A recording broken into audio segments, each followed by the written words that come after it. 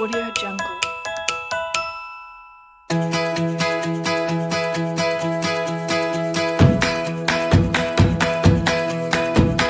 Audio Jungle.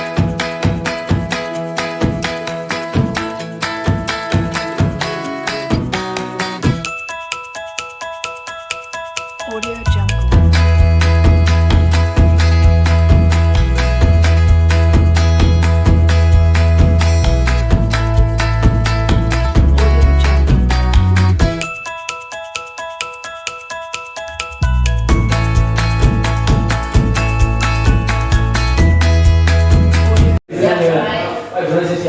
Ya, assalamualaikum warahmatullahi wabarakatuh.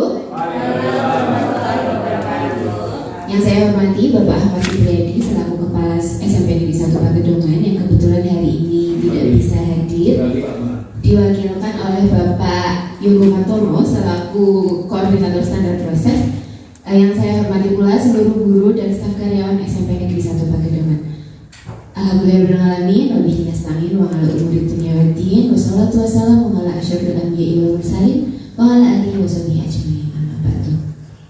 Bapak Ibu yang kami hormati, pertama-tama marilah kita panjatkan puji syukur kehadirat Allah Subhanahu wa taala karena pada siang hari ini kita semua bisa berkumpul di ruangan ini dalam acara berbagi praktik baik pemahaman dan pengalaman penerapan budaya positif oleh Bapak Donas Putra dan Maina SPD. Salawat dan salam senantiasa kita haturkan kepada junjungan kita Nabi Agung Muhammad Sallallahu Alaihi Wasallam yang senantiasa kita nantikan syafaatnya di yaumul qiyamah nanti. Bapak Ibu yang kami hormati, acara pada hari ini akan langsung dimulai dengan acara inti karena kebetulan Bapak Ahmad Subradi tidak bisa mendampingi, jadi untuk pembukaannya di skip ya, teman-teman ya. Jadi hari ini akan langsung materi oleh Bapak Donas. Nanti di akhir jika ada pertanyaan akan ada sesi tanya jawab yang akan dibimbing langsung oleh Pak Donas. Seperti itu. Sebelum dimulai, mari kita buka acara pada siang hari ini dengan bacaan basmalah bersama. Bismillahirrahmanirrahim. Terima kasih. Waktu selanjutnya saya berikan sepenuhnya kepada Bapak Donas selaku narasumber kita. Beri tepuk tangan yang meriah bagi kita.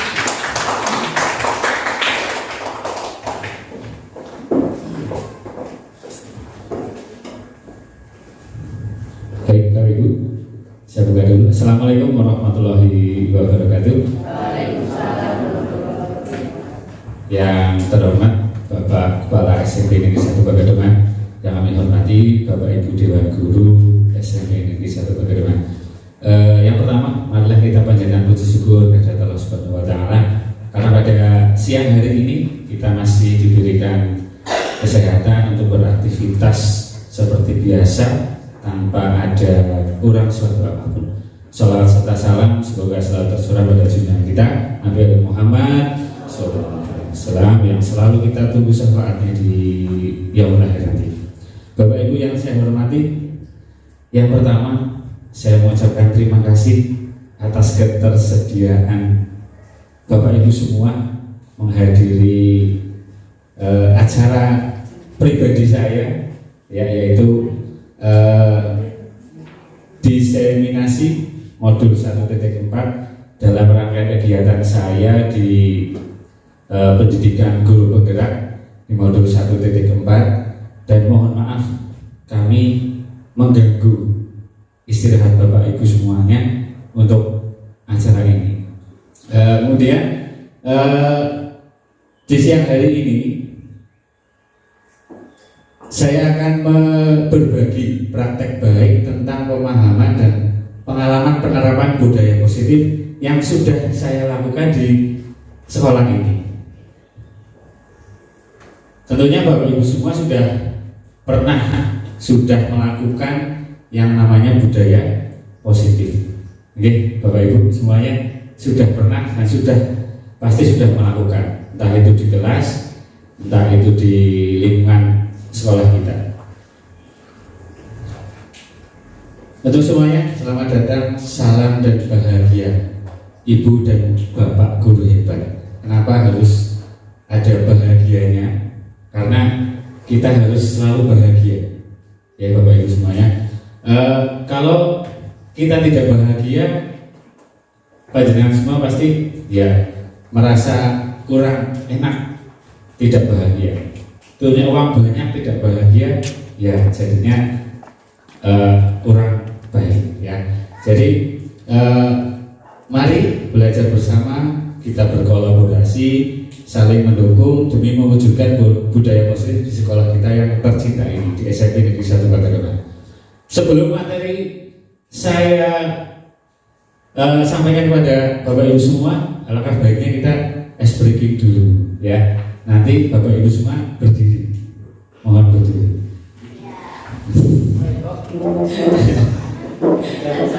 Dia agak nanti saya minta Bapak Ibu semua untuk bergerak biar relax, ya relax, bergerak. Nanti geraknya sangat gampang sekali ini, apa ya, senam anak TK. Mbak Ibu tahu lagu Ram Sam Sam? Iya. Gerakannya nanti yang pertama yaitu tangan di sini, kemudian ada Ram Sam Sam ke bawah, ya, tepuk-tepuk. Kemudian ada tangan kiri, ya. Kemudian ada, ya, tangan disatukan nanti ke kanan ke kiri, ya. Nanti diiringi dengan musik, pasti lebih asik. Semuanya bergerak ya, bagi ibu semuanya. Jangan lupa dengan senyum bahagia. Jangan bergerak dengan senyum yang bahagia. Siap Bapak Ibu? Kita ikuti video yang di depan saja. Oke. Nunggu loading.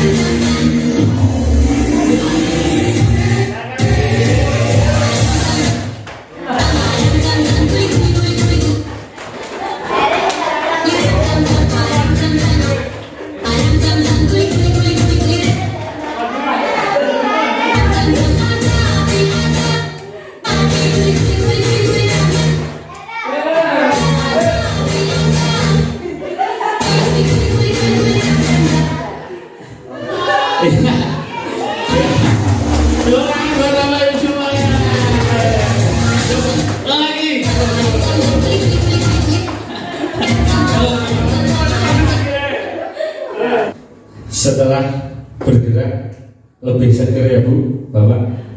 Lebih seger atau lebih capek? Iya. Materi yang akan saya sampaikan di sini yang pertama adalah perubahan paradigma budaya positif, yang kedua kebutuhan dasar manusia, yang ketiga disiplin positif dan kebijakan universal, keempat motivasi perilaku manusia, yang kelima keyakinan kelas, Yang keenam posisi kontrol restitusi. Yang ketujuh segitiga restitusi. Jadi ada 7 materi yang akan saya sampaikan. Sebelum kita melakukan presentasi ya, nanti kita sepakati dulu. Untuk yang pertama, hadir seutuhnya, hargai waktu bersama, kemudian aktif dalam kegiatan, angkat tangan kalau tidak berbicara. Mungkin ada tambahan dari Bapak Ibu untuk kesepakatan kita? Cukup? Silahkan yang mau minum atau nyemil atau makan, siapa silahkan ditambah kalau lupa. Ya, boleh kita tambahkan ya. Kemudian apa sih yang dimaksud dengan budaya positif, Bapak Ibu semuanya?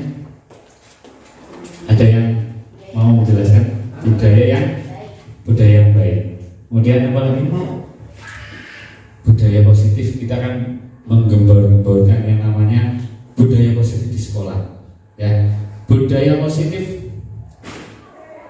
adalah budaya positif merupakan perwujudan dari nilai-nilai atau keyakinan universal yang diterapkan di sekolah. Budaya positif yang diterapkan di sekolah adalah salah satu perwujudan dari visi guru yang mengandung nilai-nilai kebajikan sesuai dengan tujuan pendidikan nasional yang dijabarkan dalam profil pelajar Pancasila.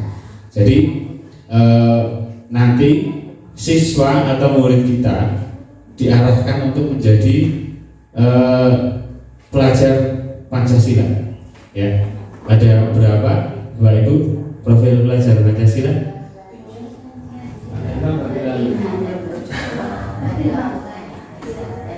Beriman dan bertakwa kepada Tuhan Yang Maha Esa dan berakhlak mulia, berkebinekaan global, mandiri, kreatif, bernalar berisi. Ini yang perubahan paradigma stimulus respon teori kontrol atau teori pilihan.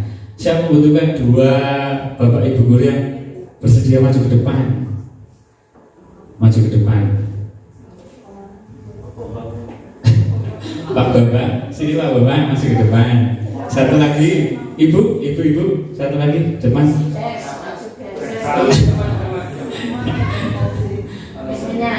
Bu Desi, ya. Nanti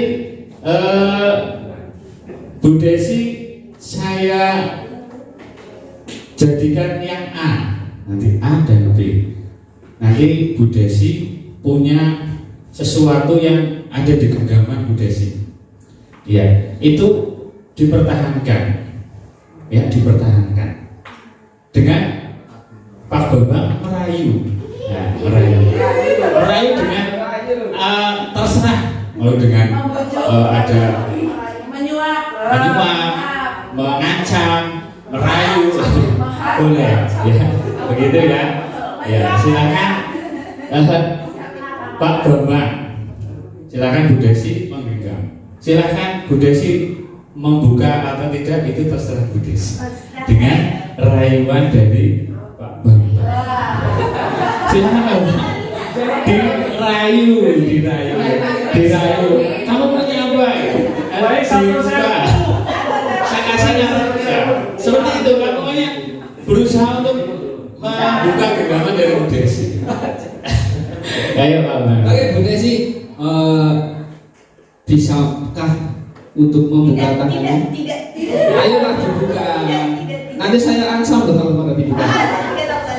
Ada nambah-nambah darinya dari mana? Kita kadang di jalan. Masih seperti biasa kok Pak. Oh ini seperti biasa. Oh ya berarti Bu Desi saya punya sesuatu. Dirayu lagi. Ayo. Punya sesuatu, tapi tolong dibuka dulu. Sesuatunya apa? Bu Desi minta apa wis? Rumah dan seisinya. Isinya kan. Ini jangan istri kedua ya.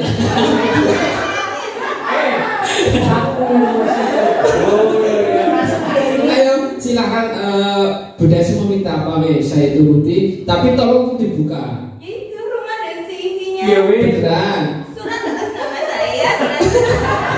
Itu rampok loh tangannya. Itu rampok tidak sesuai dengan isinya, dia ada di Bu Desi. Loh kan tidak tahu apa isinya kan? Berarti tidak mau membuka ini. Berarti dapat dibuka ini. Cukup Pak. Terima kasih. Tepuk tangan yang Bapak produksi. Ya.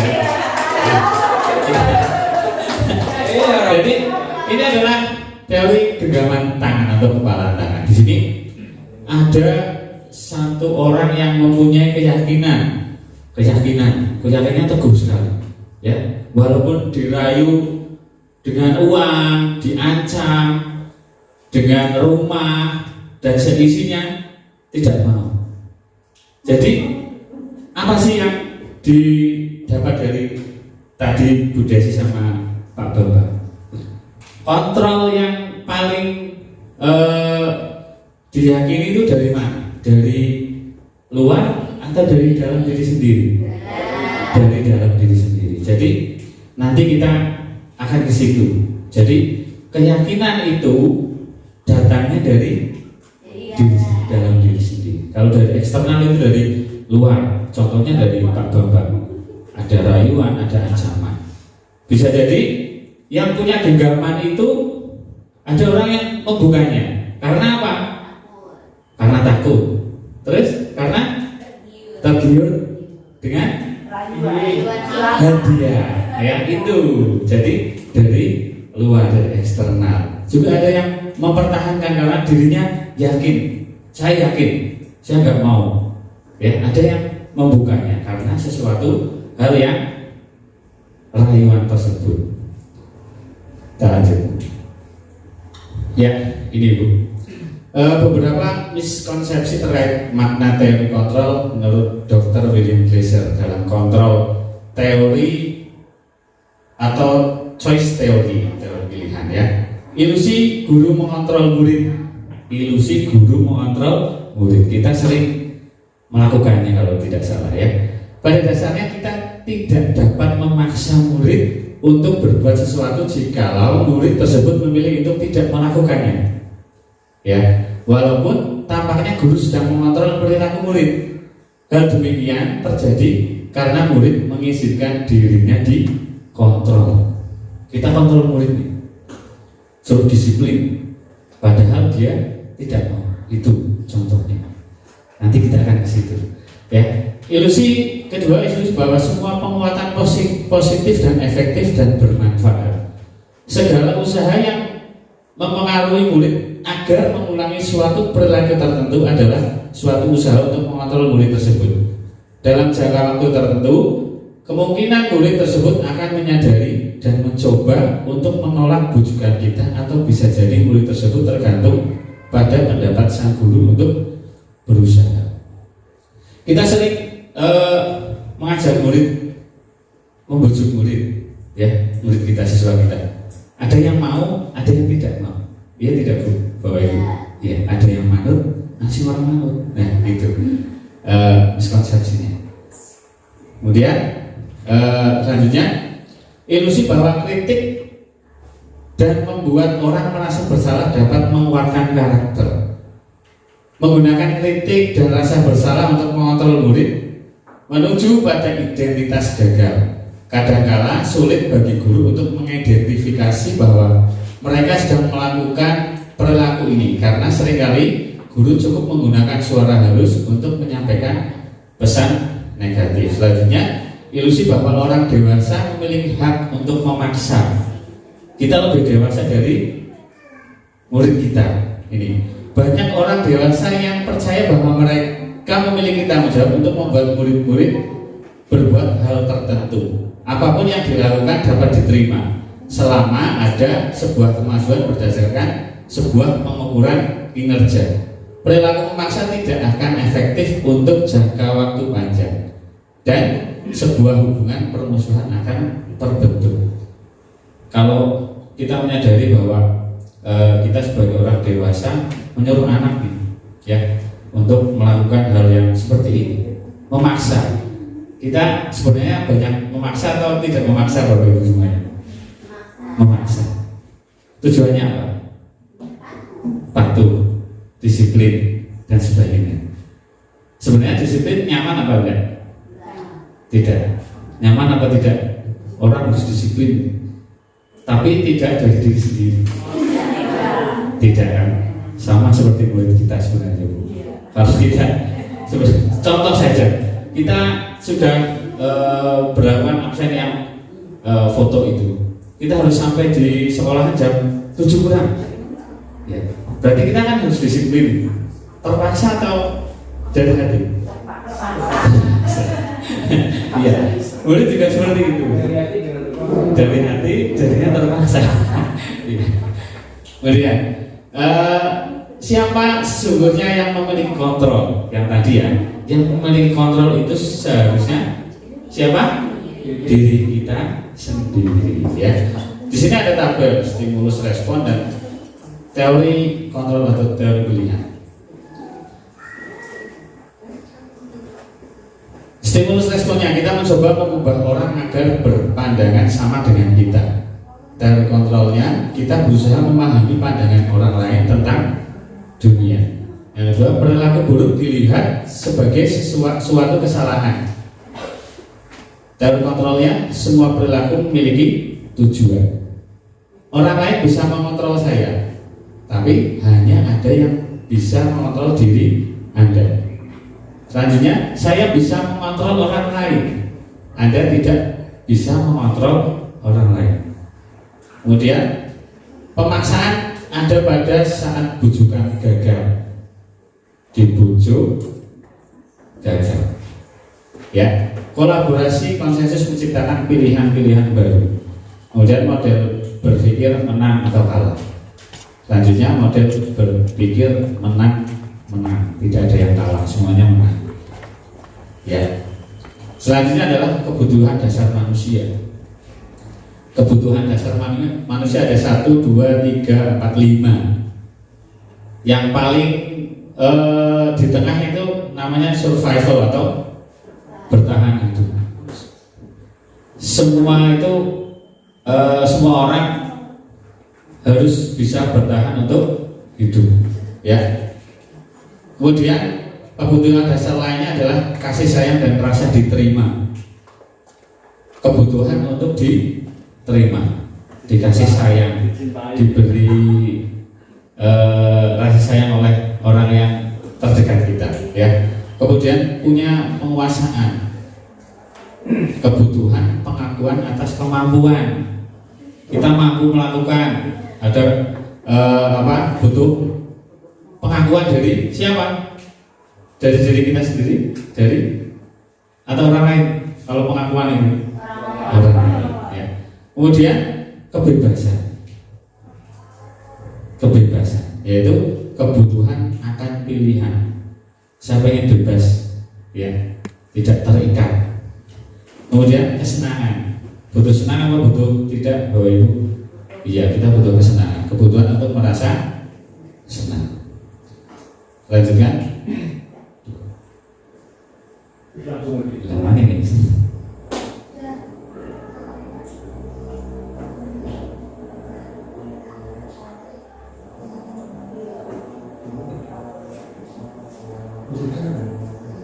Ya, kita masuk ke disiplin positif. Tadi sudah disinggung bahwa disiplin adalah tidak nyaman untuk kita, ya. Disiplin positif dalam budaya kita, makna kata disiplin dimaknai menjadi sesuatu yang dilakukan seorang pada orang lain untuk mendapatkan kepatuhan. Kita cenderung menghubungkan kata disiplin dengan ketidaknyamanan. Disiplin, memang disiplin harus disiplin, tapi tidak dari diri kita sendiri, jadinya terpaksa. Kemudian disiplin yang dimaksud adalah disiplin diri yang memiliki motivasi internal dari diri kita sendiri. Jika tidak memiliki motivasi internal, maka kita memerlukan pihak lain untuk mendisiplinkan kita atau motivasi eksternal, karena berasal dari luar, bukan dari dalam diri kita sendiri. Kemudian disiplin positif merupakan salah satu cara untuk menumbuhkan kesadaran serta memberdayakan anak tanpa ancaman atau hukuman. Disiplin datang dari dalam diri. Berarti yang kita bahas adalah ini, disiplin positifnya. Jadi disiplin yang muncul dari dalam diri sendiri, tidak ada paksaan dari orang lain.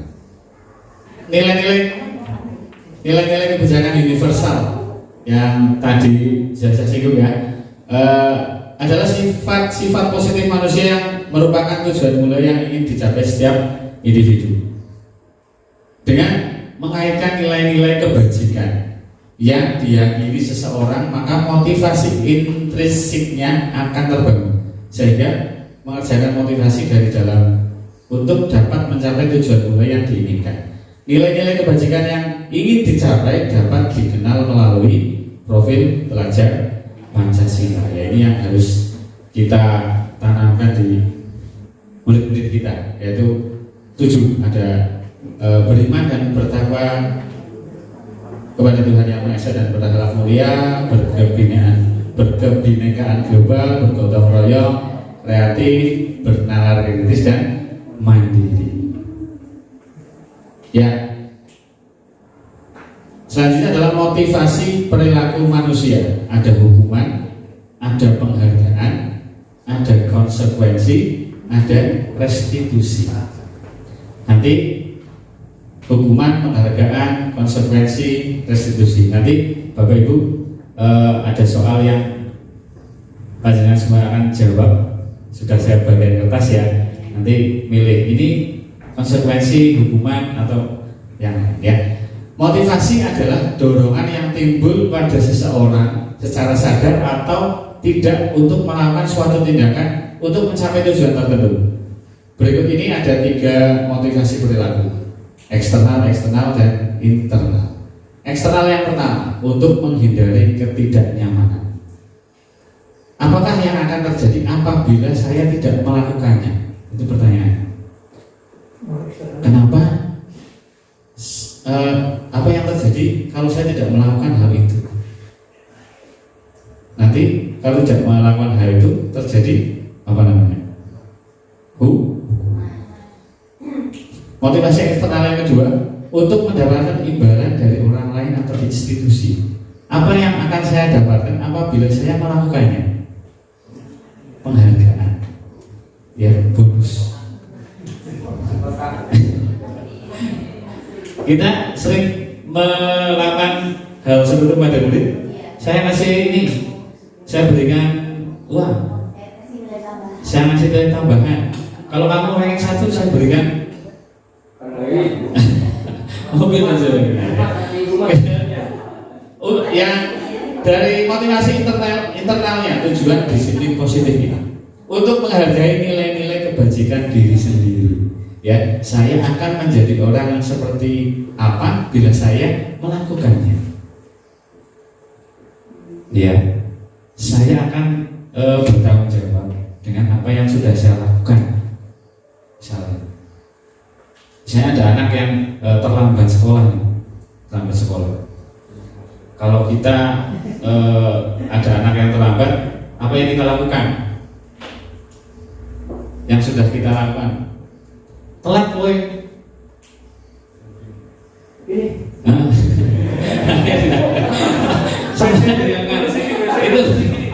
Itu merupakan hukuman ya. Tapi kalau di sini tidak. Saya terlambat. Bagaimana saya besok tidak terlambat lagi? Kepada anak, kamu terlambat. Apa yang kamu harus lakukan? Kalau sudah punya keyakinan kelas, dia akan tahu, oh ya Pak, Bu, saya harus melakukan ini. Kemudian bagaimana besok biar tidak terlambat kamu? Anak berpikir di situ. Oh ya Pak, saya harus bangun pagi, tidurnya tidak terlalu malam dan sebagainya. Berarti anak itu bisa berpikir ke depannya. Bukan nanti anak harus kamu terlambat, sana lari keliling lapangan 17 kali, push up, bersihkan WC dan sebagainya. Ya, lanjut. Ya, ini adalah ada beberapa pengertian tentang hukuman, konsekuensi dan restitusi. Hukuman dalam pendidikan adalah tindakan yang diambil oleh guru atau pihak sekolah sebagai respon terhadap perilaku siswa yang melanggar aturan atau norma yang telah ditetapkan, melanggar aturan sekolah, tata tertib dan sebagainya.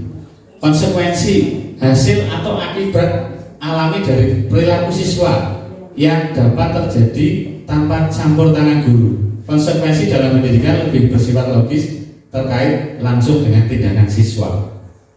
Kamu melakukan kesalahan, konsekuensinya apa? Kamu tidak mengerjakan PR, konsekuensinya apa nanti? Suruh ngapain biasanya? Kalau Bapak Ibu belum. Kemudian restitusi dalam konteks pendidikan merujuk pada tindakan untuk memperbaiki kerugian atau dampak negatif akibat perilaku yang dilakukan oleh siswa. Pendekatan restitusi menitik beratkan pada pemulihan, penegakan tanggung jawab, dan mendorong siswa untuk mengoreksi kesalahan atau memperbaiki situasi yang terganggu. Berarti kalau restitusi itu ada anak yang salah, berarti dia harus memperbaiki dirinya sendiri, tapi dengan arahan kita. Ya, lanjut. Ini adalah ada hukuman dan ada penghargaan. Kita di sekolah biasa memberi hukuman, memberi penghargaan. Setiap akhir semester kita memberikan penghargaan. Sebenarnya hukuman dan penghargaan itu sifatnya sama. Ya, sifatnya sama. Yaitu konsep disiplin dengan identitas yang gagal. Kita memberikan reward, menggantikan penghargaan berupa barang, berupa sebenarnya itu ada identitas yang gagal. Hukuman menyakitkan. Anak diberi hukuman sebenarnya sakit, tapi kan tidak diutarakan langsung. Dendamnya di, oh Pak Guru, oh Donas ya, nggak juli, dan sebagainya. Tidak nyaman, dia akan merasa takut, memaksa murid menyembunyikan kesalahan karena takut. Bocah salah karena takut ada hukuman, pasti dia sembunyi, wedi ketemu Pak Donas, takut nanti dihukum. Kemudian murid rendah diri. Penghargaan tidak efektif. Kemudian pengaruhnya jangka pendek, merusak hubungan, timbul rasa iri pada murid, mematikan kreativitas, menurunkan kualitas. Penghargaan menghukum, merusak hak untuk menghargai diri sendiri. Saya mau belajar nih, pengen ranking 1 agar nanti dapat mendapatkan hadiah dari sekolah. Itu datangnya dari diri sendiri atau dari luar? Dari sendiri. Saya pengen ini nih, saya punya motivasi untuk pengen jadi yang terbaik di sekolah demi mendapatkan penghargaan. Iya, dari luar. Tapi ada tetap dari diri sendiri dan dari luar. Ya ini dihukum oleh penghargaan, bahwa penghargaan berlaku sama dengan hukuman. Dalam arti meminta atau membujuk seseorang melakukan sesuatu untuk memenuhi suatu tujuan tertentu, dorongannya eksternal dan akan ada faktor ketergantungan. Ya Bu, Bapak, penghargaan itu sebenarnya ya boleh dilakukan, boleh tidak sih. Kalau di sekolah kita kan masih ada penghargaan untuk memberi apresiasi kepada murid kita karena prestasinya itu. Ini adalah bentuk program kebajikan apresiasi. Kalau tidak diberi penghargaan, kita apresiasi. Dalam memberikan apresiasi, pengakuan, perlu diingat beberapa hal. Satu adalah pengakuan secara khusus. Kedua, pengakuan secara pribadi. Kemudian pengakuan kepada semua murid. Yang keempat, pengakuan secara konsisten, fokus pada proses. Ini adalah contoh apresiasi kebajikan. Ada pembuka, ada kebajikan. Situasinya apa? Ya, contohnya kemarin saya perhatikan, ya, rasa empatimu besar sekali pada saat menolong murid baru di kelas kita. Jadi ada pembukanya. Pembukanya contohnya ada kemarin mari saya perhatikan. Kedua, saya menghargai kepedulianmu pada saat kamu membantu teman-temanmu di tugas kelompok. Kemudian ada lagi, terima kasih untuk rasa tanggung jawabmu ya pada saat kamu memungut kertas yang berserakan di kelas. Jadi fokus utamanya yaitu di kebajikan sebenarnya. Kebajikan apa yang dilakukan oleh seorang murid itu? Ya, contohnya itu empati, kepedulian, tanggung jawab, percaya diri, disiplin dan sebagainya. Gitu ya. Lanjut. Ini adalah konsep disiplin dengan identitas sukses, yaitu konsekuensi dan restitusi. Kalau konsekuensi pengakuannya jangka pendek, restitusi pengakuannya jangka panjang. Ya bisa dibaca ya. Perlu monitoring berkelanjutan. Kemudian restitusi memperbaiki hubungan. Stimulus dan respon. Korban mendapat ganti, cari kebutuhan dasar. Murid menghormati peraturan, fokus pada karakter tindakan, masalah terpecahkan, kehilangan waktu, merenungi kesalahan. Murid menghormati dirinya dan orang lain.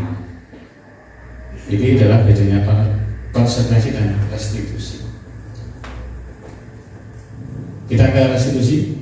Apa itu restitusi? Restitusi adalah merujuk pada proses menciptakan kondisi yang memungkinkan murid untuk memperbaiki kesalahan mereka, sehingga mereka dapat kembali ke lingkungan kelompok mereka dengan karakter yang lebih pokok. Restitusi merupakan proses kolaboratif yang mengajarkan murid untuk mencari solusi untuk masalah mereka dan membantu murid berpikir tentang orang seperti apa yang mereka inginkan dalam dirinya dan bagaimana mereka harus memperlakukan orang lain. Ini adalah dari Gosen tahun 2004. Nah ini Bapak Ibu, ini ada tindakan guru 1, 2, 3, 4, 5, 6, 7. Bapak Ibu guru sudah punya catatan di situ ya. Ini kelihatan. Nanti saya bacakan. Bapak Ibu tinggal memilih ini hukuman atau konsekuensi. Dicatat di situ. Yang pertama, mencatat 100 kali dalam buku kalimat saya tidak akan terlambat lagi karena terlambat sekolah. Itu merupakan hukuman atau konsekuensi. Tulis, catat. Yang kedua, lari mengelilingi lapangan basket 2 kali karena keterlambatan hadir di sekolah. Ya, nanti kita lihat jawabannya. Siapa yang betul semua tunjuk jari. Murid diminta untuk push up 15 kali karena tidak menggunakan masker ke sekolah.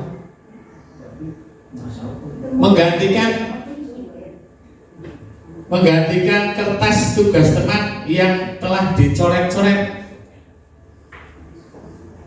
Lanjutnya, membersihkan tumpahan air di meja tulis karena tersenggol saat belajar.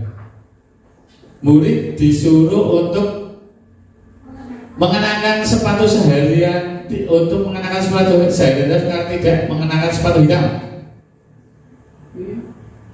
Murid disuruh untuk tidak mengenakan sepatu seharian di sekolah.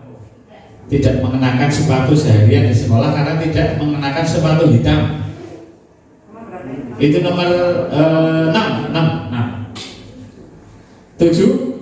Lari mengelilingi lapangan basket 2 kali karena terlambat 10 menit untuk pelajaran PJOK. Sudah tahu Ibu? Kita lihat jawabannya. Siapa yang betul semua? Nomor 1 hukuman. Nomor 2 hukuman. Nomor 3 hukuman. Nomor 4 konsekuensi. Nomor 5 konsekuensi. Nomor 6 konsekuensi. Hukuman. Nomor 7 konsekuensi. Betul semua? Kalau betul semua berarti sudah. Wah, keren. Keren. Ya. Berarti Bapak Ibu sudah tahu ya bagaimana hukuman, bagaimana konsekuensi, ya. Yang nanti kita laksanakan pada murid kita. Apakah itu hukuman, apakah itu konsekuensi? Ini perbedaan hukuman dan konsekuensi. Jadi baca ya Bapak Ibu ya. Tidak usah saya baca sendiri. Oke, lanjut ke keyakinan kelas. Ya, Bapak Ibu semua sudah karena kita sekolah penggerak kemarin sudah membuat keyakinan kelas semuanya ya. Sudah. Jadi sebenarnya saya menerangkan ya kurang pas ya, karena Bapak Ibu semua sudah melakukan hal ini untuk membuat keyakinan kelas di masing-masing kelas. Mengapa tidak peraturan kelas saja? Mengapa harus keyakinan kelas? Ya. Mengapa kita memiliki peraturan harus menggunakan helm bila mengendarai sepeda motor? Ini pertanyaan pemantiknya. Kedua, mengapa kita memiliki peraturan 3M menggunakan masker, mencuci tangan, dan menjaga jarak 1,5 meter itu pas COVID ya? Untuk apa? Untuk mendukung motivasi intrinsik kembali ke nilai-nilai keyakinan lebih menggerakkan seseorang dibandingkan mengikuti serangkaian peraturan. Keyakinan kelas, bagaimana pembentukan keyakinan kelas? Yaitu satu, bersifat abstrak daripada peraturan yang lebih rinci dan konkret, berupa pernyataan universal, dibuat dalam bentuk positif, ya tidak negatif. Dibuat dalam bentuk positif itu contohnya kalau peraturannya dilarang membuang sampah, tidak boleh ini itu negatif. Kalau positif bagaimana, Miss? Contohnya selalu membuang sampah di tempatnya, itu positif. Kalau negatif dilarang, ya dilarang, tidak boleh. Itu tidak terlalu banyak sehingga mudah diingat dan dipahami oleh semua warga kelas. Simple. Sebaiknya sesuatu yang dapat diterapkan di lingkungan tersebut. Selanjutnya, semua warga kelas ikut berkontribusi dalam pembuatan keyakinan kelas lewat kegiatan curah pendapat. Kemarin kan kita sudah membuat ya, anak-anak suruh menulis beberapa keyakinannya masing-masing untuk dijadikan sebuah keyakinan kelas di situ. Kemudian bersedia meninjau kembali keyakinan kelas dari waktu ke waktu. Apabila ada yang tidak efektif keyakinan itu, ya bisa ditinjau kembali. Ya, ini adalah diagram lingkaran. Yang paling kecil adalah dari peraturan kelas dulu. Peraturan kelas dulu, nanti ke pada keyakinan kelas. Nanti lebih besar lagi lingkupnya adalah lingkungan yang positif. Terus yang besar menjadi budaya. Menjadi budaya kita, menjadi budaya yang positif di sekolah kita. Ya, tetap berawal dari peraturan, keyakinan, lingkungan, dan nantinya akan menjadi budaya positif di lingkungan sekolah kita. Ya, ini beberapa kegiatan saya yang sudah saya pernah lakukan untuk membuat keyakinan kelas. Di situ saya membagikan sticky note kepada anak-anak untuk menuliskan keyakinannya sendiri, kemudian untuk menempel di papan tulis, dipisahkan menjadi beberapa jenis ya, nanti menjadi satu keyakinan kelas. Ini pengalaman penerapan budaya positif yang saya lakukan ya. Bapak Ibu juga mestinya sudah banyak sekali melakukan yang namanya budaya positif di kelas. Ini adalah mengawali pembelajaran dengan doa, itu sama saja dengan budaya positif. Bapak Ibu semuanya melakukan yang setiap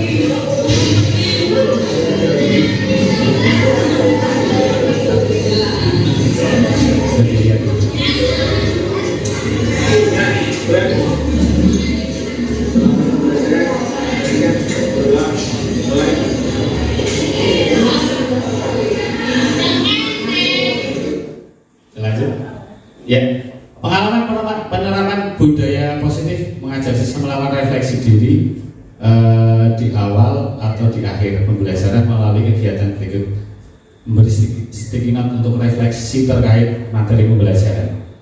Kedua, memberi pertanyaan pemantik agar siswa melakukan refleksi introspeksi terkait apa yang telah dilakukan hari ini. Cukup nanti boleh 1 atau 2 pertanyaan. Ini bisa dilakukan Bapak Ibu dalam setelah pembelajaran. Ini adalah pengalaman saya lagi, pemanasan perdagangan dengan permainan. Ini pemanasan kami dengan permainan. Ini nasional.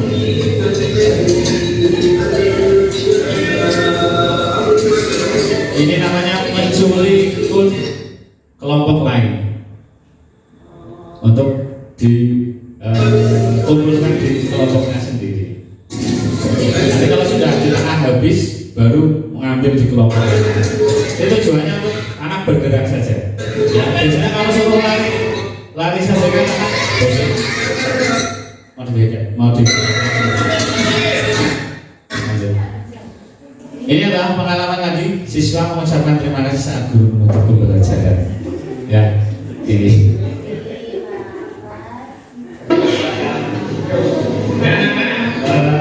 Untuk hari ini kita cukupkan kalau juga sudah habis, kita menunjukkan bagaimana selanjutnya. Jadi, wassalamualaikum warahmatullahi wabarakatuh.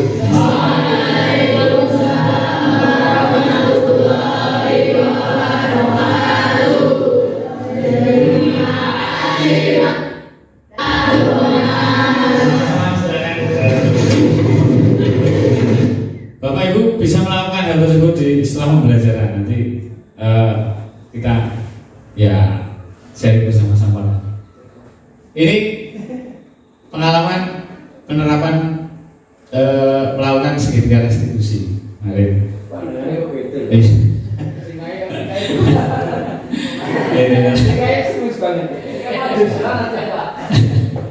Ini saya melakukan segitiga restitusi. Lanjutnya, Bapak Ibu, ini ada video yang simak 5 posisi kontrol. Ya, dari saya ambil dari itu di Merdeka Belajar Kemendikbud.go.id. Ini ada sebuah kasus yang sama, tapi salam bahagia Ibu dan Bapak guru hebat. Dalam penerapan disiplin positif restitusi, salah satu program yang dikembangkan adalah 5 posisi kontrol. 5 posisi kontrol dalam restitusi adalah proses perjalanan seorang pendidik agar dapat mengenali dirinya.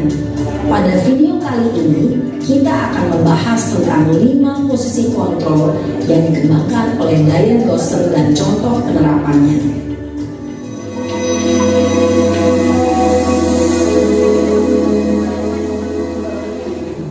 5 posisi kontrol itu adalah 1. Posisi penghukum, 2. Posisi pembuat merasa bersalah, 3. Posisi teman, 4. Posisi pemantau atau monitor, dan 5. Posisi manajer. Untuk lebih memahami kelima posisi tersebut, mari kita saksikan kasus Naren yang terlambat hadir 20 menit di sekolah dan melihat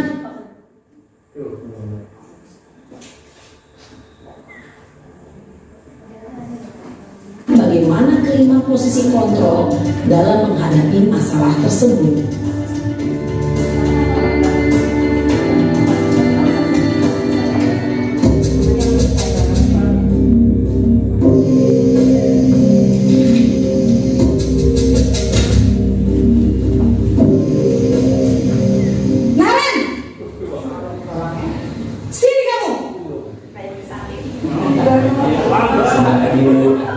Selalu terlambat.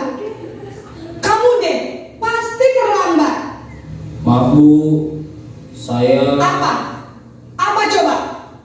Alasan kamu apa lagi? Kapan sih kamu tidak terlambat? Malas sekali ya kamu jadi anak. saya Dasar pemalas. Gak kapok-kapok sih kamu. Sudah berapa kali terlambat? Sana, kamu keliling lapangan basket 2 kali.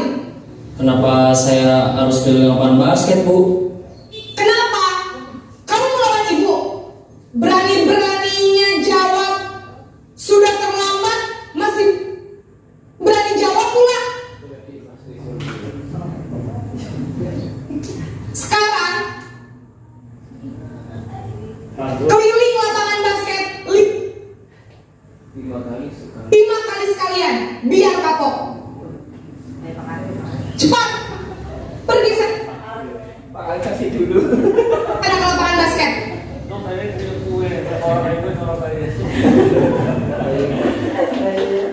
Posisi penghukum biasanya berbicara dengan nada tinggi, menghardik, menunjuk-nunjuk, menyakiti, dan menyindir.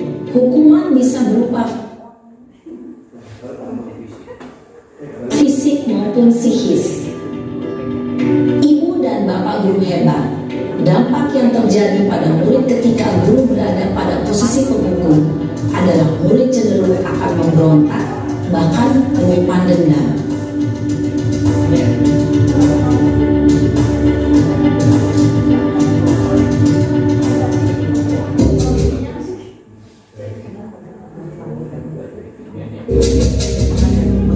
Kasusnya sangat terlambat, tapi penanganannya berbeda. Lalu saya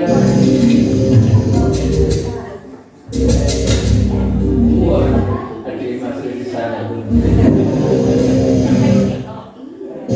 Naren,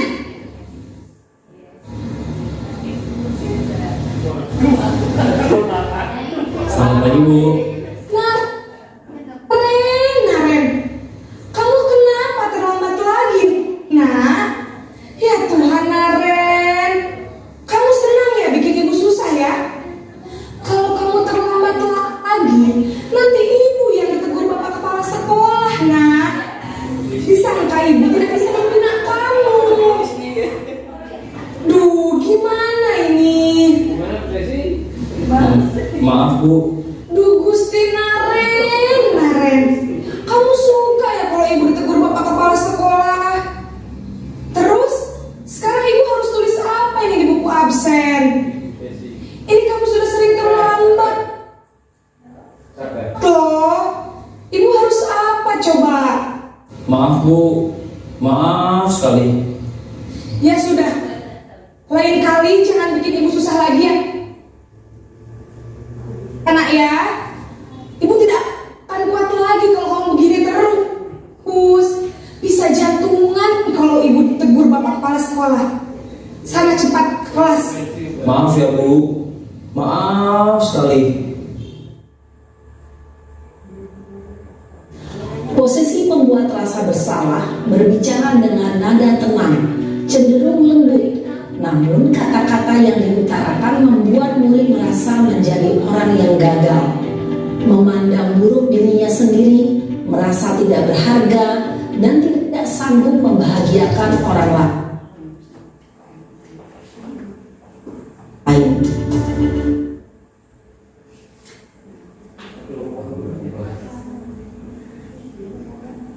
Ketika guru mengambil posisi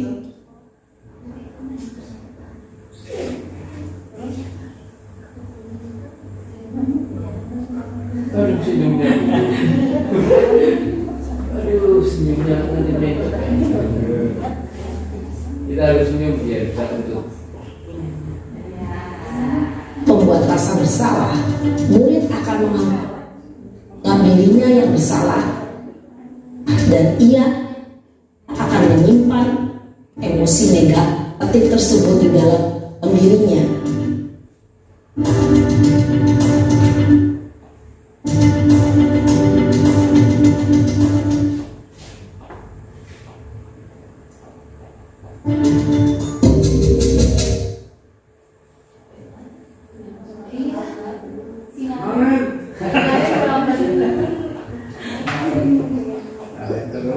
Jadi biar tetap membangunkan saya. Ayo satu ya. Selamat pagi Bu. Wah, Ada ini apa ini nak? Jessica. Selamat pagi saya. teman, Iya Bu. teman. Habis ibu saya membangunkan saya Bu. Kamu malah menyalahkan ibu kamu. Kamu bukannya anak yang larinya paling kencang. Kok terlambat sih? Iya Bu, saya memang terlambat bangun tadi. Jadi biarpun saya lari kencang, tetap gak kejar Bu. Ya sudah sana. Nanti lain kali larinya lebih lagi ya, biar gak terlambat lagi. Bikin seneng ibu demi ibu, bisa kan? Bisa lah Bu. Ya sudah, sana masuk kelas. Ibu beresin urusan absen kamu. Kamu ini ada-ada saja. Dalam posisi teman, guru berbicara dengan nada suara ramah, akrab, cenderung bersendal gurau untuk menjaga suasana tetap santai. Murid akan merasa senang, aman, dan akrab dengan guru. Identitas yang tercipta adalah identitas sukses atau berhasil. Namun, perlu diingat, karena ini masih dorongan eksternal, maka ada faktor ketergantungan dari murid kepada orang tertentu. Di sini, guru absennya, sehingga di lain waktu, murid bisa berperilaku baik, namun hanya kepada orang-orang tertentu saja.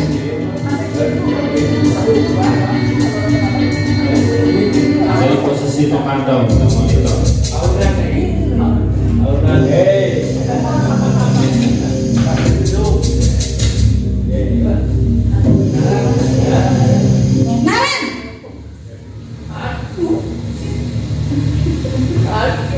Selamat pagi Bu.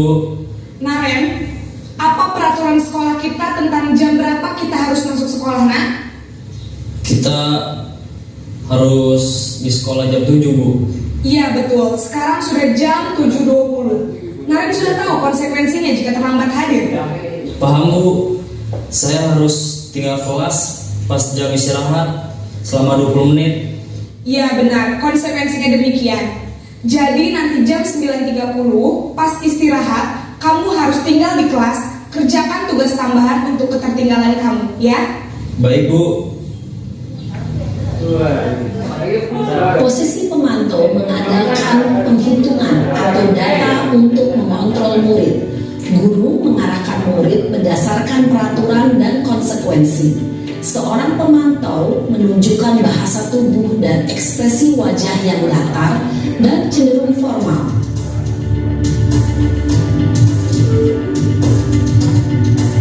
Yang terakhir untuk posisi manajer.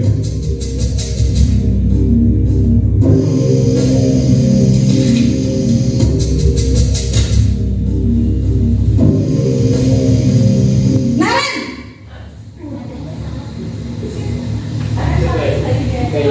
Selamat pagi Bu. selamat pagi Naren. Maaf Bu, saya terlambat. Iya, sekolah masuknya jam 7, sekarang sudah jam 7.20. Jadi sekarang bagaimana ini Naren? Maaf Bu, saya lupa setel alarm saya semalam. Baiklah, menurut kamu, keyakinan sekolah yang mana yang perlu kamu tingkatkan? Menghargai diri sendiri dan orang lain mungkin ya Bu. Setuju. Jadi, apakah Naren meyakini prinsip saling menghormati tersebut? Iya Bu, saya meyakininya. Apakah Naren bersedia memperbaiki masalah keterlambatan ini? Bersedia Bu. Bagaimana kamu akan perbaiki masalah keterlambatan ini? Saya akan coba untuk tidak lupa menyetel alarm saya Bu. Baik, kalau Naren lupa menyetel alarm di rumah, ada orang yang kira-kira bisa bantu mengingatkan tidak? Ada Bu, kakak saya, Kak Emma. Ada lagi selain Kak Emma? Selain Kak Emma, ada ibu saya. Baik, jadi yang mengingatkan Naren adalah Kak Emma dan ibu kamu ya? Kira-kira akan mulai setel alarm kapan nih Naren? Setelah pulang sekolah, akan segera saya lakukan. Baik, jadi Naren akan setel alarm untuk bangun besok pagi dan akan diingatkan oleh kakak dan ibunda Naren ya. Ada lagi yang mungkin perlu dilakukan Naren agar tidak terlambat bangun lagi? Tidak ada Bu. Baik Naren, terima kasih untuk kerjasama kamu. Sekarang kamu perlu kembali ke kelas untuk belajar. Baik Bu, terima kasih. Posisi manajer adalah posisi kontrol yang disarankan untuk membimbing murid memiliki sikap disiplin yang positif, yaitu murid yang mandiri, bertanggung jawab, dan dapat memecahkan masalah. Tujuan dari posisi ini adalah agar murid dapat berefleksi atas tindakannya. Guru akan dengan tulus memberikan pertanyaan-pertanyaan bermakna, sehingga membuat murid dapat belajar dari kesalahannya, dan mencari sebuah solusi untuk menyelesaikannya. Ibu dan Bapak guru hebat setelah mengamati adegan kelima. Ya, setelah melihat dan mendengar beberapa posisi kontrol ya, yang Bapak Ibu lakukan, yang biasanya Bapak Ibu lakukan itu yang mana? Satu. Kita mesti semuanya nomor satu ya, sebagai apa? Sebagai penghukum. Ya, mungkin Bu Santi posisi berapa yang pernah dilakukan Bu? Nah ya, jadi yang seharusnya kita lakukan adalah sebagai manajer, tapi kita bisa atau tidak pelan-pelan Ibu kita melakukan hal tersebut ya. Jadi posisi penghukumnya kita hilangkan. Coba next ke slide sini. 37 36 ya. Dari video itu komentar Bapak Ibu bagaimana? Siapa yang mau berkomentar apa yang Bapak Ibu lihat dalam video tersebut?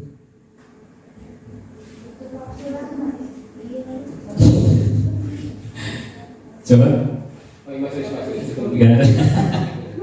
Iya, lanjut saja Pak, lanjut. Next. Iya, 5 posisi kontrol tadi ada penghukum, membuat merasa bersalah, sebagai teman, sebagai pemantau dan sebagai manajer. Kita pelan-pelan ya untuk kita menjadi yang keempat atau yang kelima. Kalau tidak bisa yang keempat, anak sebagai kita sebagai manajer, kalau tetap saja seperti itu, berarti kita harus turun ke pemantau. Oh masih melanggar lagi, bisa ke posisi teman, terus ke bawah.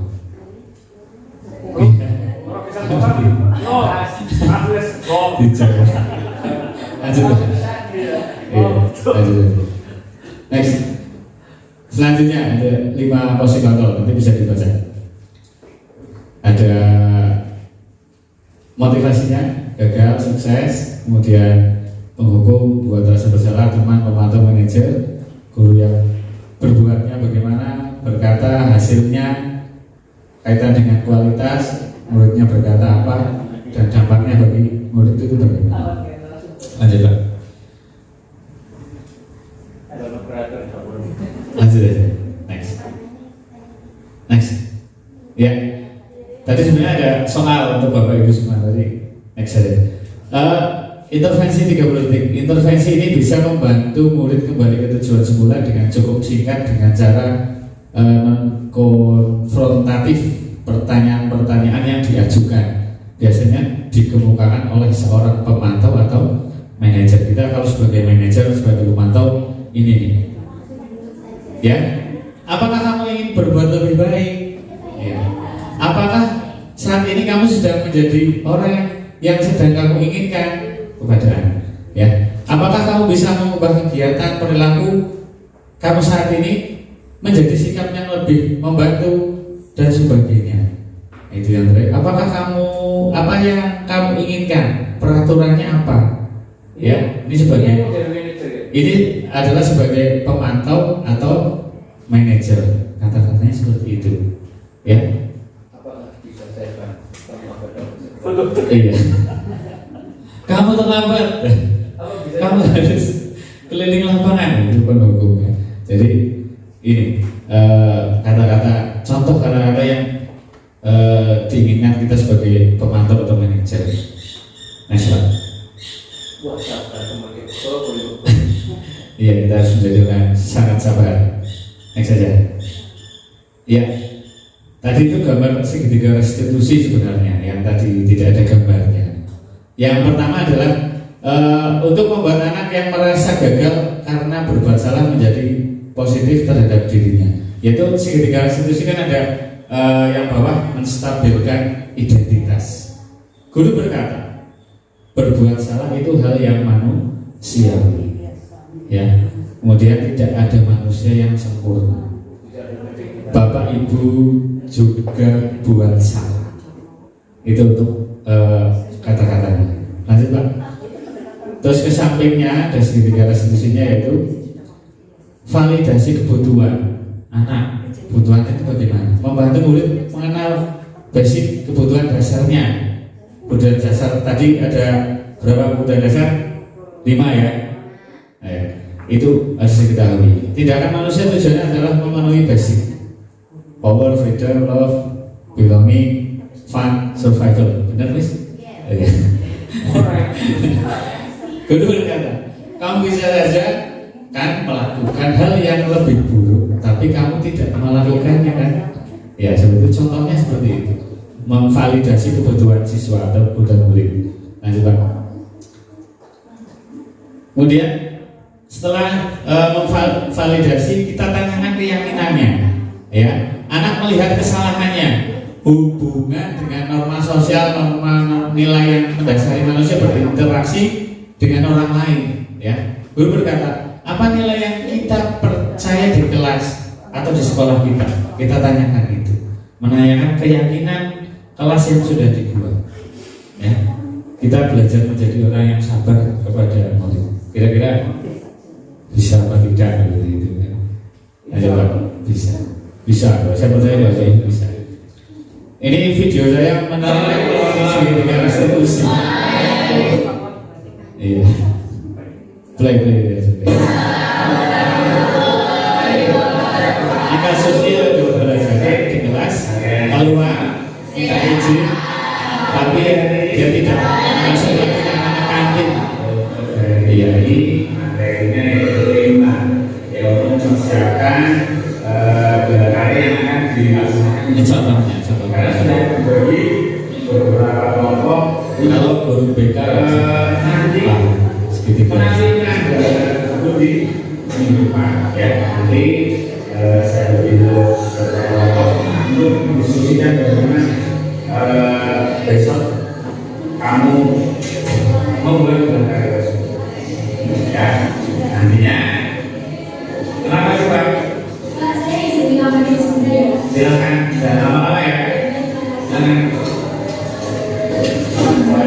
Selanjutnya, a few moments later. ini sudah 30 menit maksimal kok belum masuk ya. Coba tanya dirinya di Thailand apakah dari sana.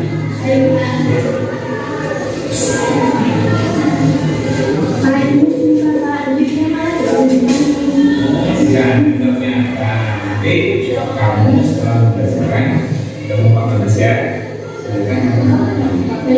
jelaskan ya. Kata bodoh sifatnya di sini. Itu video saya. Iya ya. Itu sedikit potongan video yang kemarin saya buat ya. Selanjutnya apa yang kita ubah mulai hari ini untuk mewujudkan budaya positif di sekolah kita? Ya, yang kita ubah mulai sudah terbuka. Kita merasa bersalah atau tidak kalau melihat dari tayangan tadi sebagai pengunggu, sebagai teman, merasa bersalah ya, iya. Harusnya kita tidak seperti itu. Ya. Bersediakah Bapak Ibu berkolaborasi bersama kami mewujudkan budaya positif di sekolah? Siap bersedia. Iya, siap bersedia. Lanjut Pak. Koordinator. Ya, dalam penerapan kebiasaan budaya positif, hendaknya guru memiliki kompetensi kepribadian, profesional dan sosial yang baik.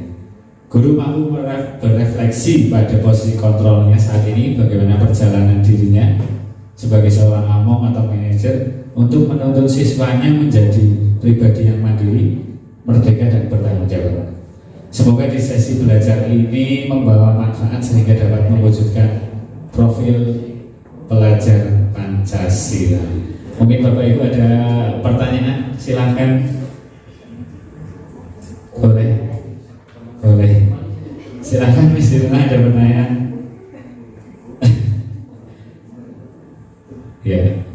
Iya, saya mau nanya. Mungkin dulu waktu Pak Donas lagi pendidikan yang materi mungkin udah ada yang nanya gitu. Saya itu penasaran. Jadi guru kan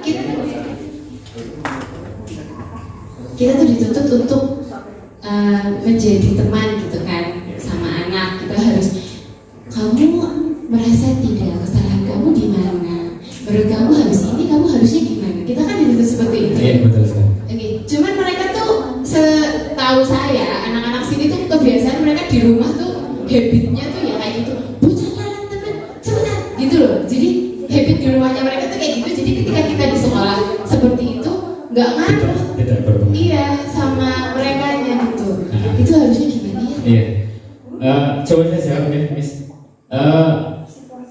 Kebiasaan mereka di rumah mungkin sama orang tuanya itu terlalu ada kesalahan langsung diberi omelan ya, terus dimarahi dan sebagainya. Nah, kembali ke sekolah kepada anak-anak, kita berusaha menjadi seorang teman, misalnya seorang teman. Anak salah menjadi seorang teman, kita mengatakan sebagai seorang teman, menyelesaikan masalah sebagai seorang teman. Itu yang saya dapatkan kemarin, bahwa apabila anak tersebut sudah diberikan kita sebagai seorang teman kok tidak bisa, itu harus turun ke menghukum seperti itu. Tapi pelan-pelan sih Bu. Semuanya butuh proses. Tetap kita di sini sebagai seorang guru tidak mungkin langsung memberikan seperti itu anak langsung bisa, tidak mungkin, tidak secepat itu. Itu mungkin kebiasaan kita nanti. Kalau kita sering melakukan seperti itu, mungkin anak lebih tahu lah bagaimana. Oh ya, kalau saya berbuat salah, kok sekarang tidak dihukum, saya suruh seperti ini, ya. Malah senang. Tapi nantinya mereka akan berpikir, punya keyakinan. Oh ya itu kita harus punya keyakinan kelas dulu, keyakinan sekolah dulu. Harusnya seperti itu. Jadi kalau anak bersalah, kita sebagai seorang berposisi sebagai seorang teman, kalau kita belum punya keyakinan sekolah, keyakinan kelas, ya kita sama-sama susah. Kamu keyakinan kelasnya apa? Keyakinan sekolahnya apa? Misalnya terlambat itu keyakinan kelasnya bagaimana?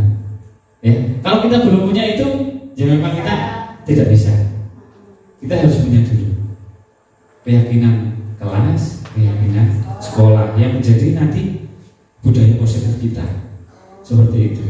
Kalau kita belum punya itu, ya mustahil, tidak bisa. Iya. Jadi anak tahu, oh iya, keyakinan kelasnya ini. Mereka yakini sendiri, ya. Mereka yakini sendiri. Oh, ini kan saya sudah membuat nih keyakinan kelasnya di kelas, sudah punya keyakinan kelas. Anak itu bersalah. Oh ya, saya punya keyakinan kelas harus ini. Ya, anak dengan sendirinya harusnya itu anak dengan sendirinya tahu. Oh ya, saya harus melakukan ini karena saya salah. Seperti itu. Jadi ada dorongan dari luar, dari diri sendiri. Jadi kita harus punya keyakinan sekolah dulu, baru kita mempraktekkan bagaimana kita menjadi seorang berposisi sebagai teman, manajer atau pemantau. Mungkin seperti itu. Jadi ya, ayo kita bersama-sama. Kalau ada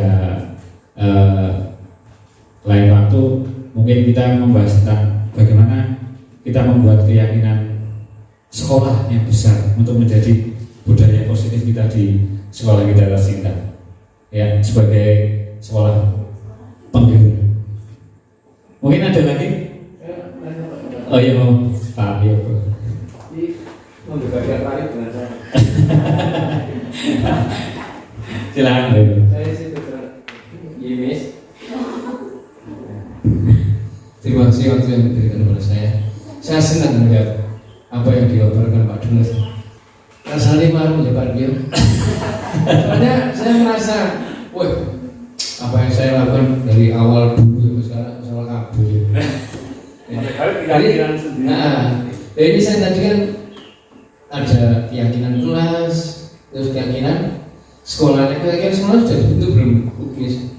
Kayaknya belum. Nah ini saya susah, bukan saya dengan Pak Arif menghukum bocah, karena saya dengan Pak Arif nggak wali kelas. Protes anak, kamu, keyakinan kelas ini orang ini.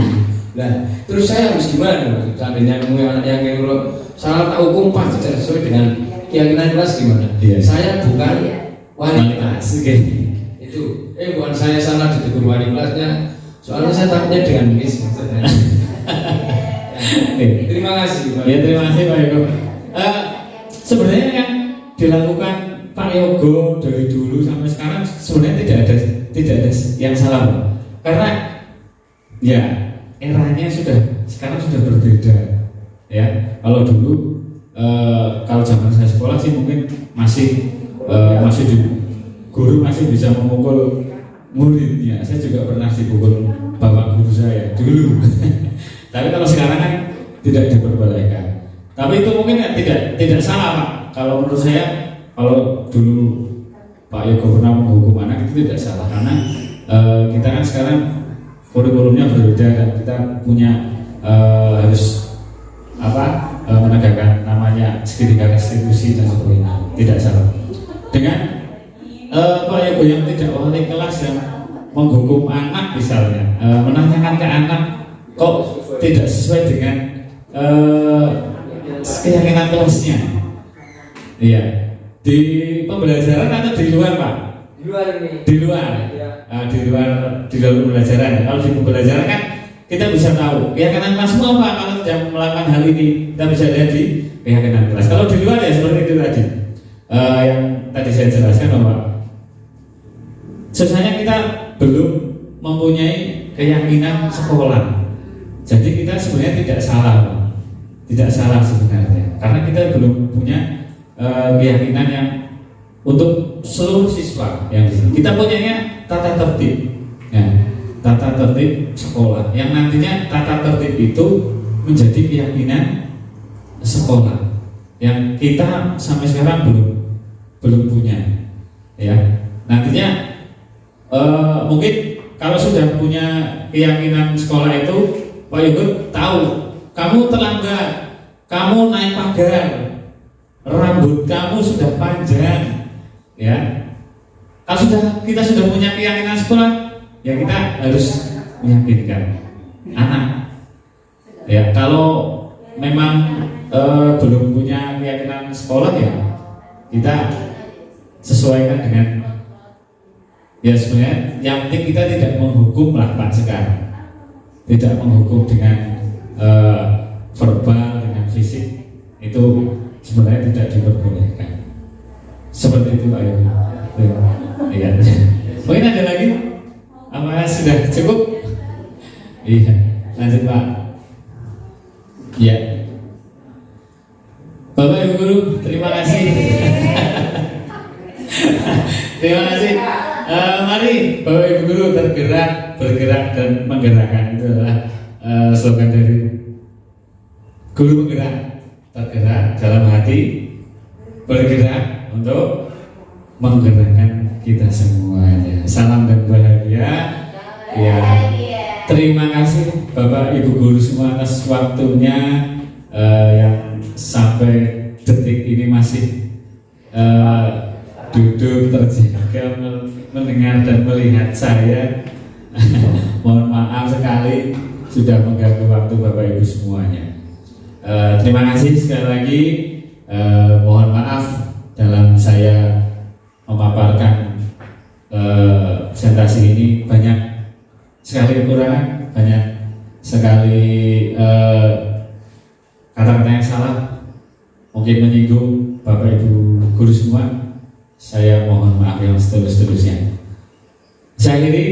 Wassalamualaikum warahmatullahi wabarakatuh. Tepuk tangan buat Bapak Ibu semua. Terima kasih. Terima kasih sekali. Ya, silakan saya kembalikan ke pembawa acara. acara. Mesti Bapak. Ya, terima kasih kepada Pak Donas atas materi yang diberikan. Tepuk tangan sekali lagi untuk Pak Donas. Hari ini kita belajar banyak nih Bapak Ibu. Kita belajar untuk bagaimana cara menerapkan disiplin positif di sekolah kita. Harapannya semoga nanti setelah ini selesai kita bisa mencanangkannya nih nanti awal tahun pelajaran atau gimana bisa membuat keyakinan sekolah nih Pak Donas. Terima kasih. Tepuk tangan sekali lagi untuk Bapak Ibu semua sekalian. Terima kasih sudah hadir. Mari kita tutup acara pada siang menjelang sore hari ini dengan bacaan hamdalah bersama. Alhamdulillahirobbilalamin. Terima kasih.